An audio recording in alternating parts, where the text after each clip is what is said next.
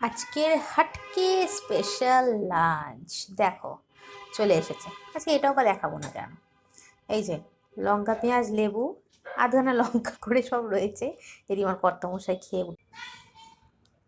আর এইবার বসেছি আমি খেতে। বসিনি তো এখনো, এই যে বসবো।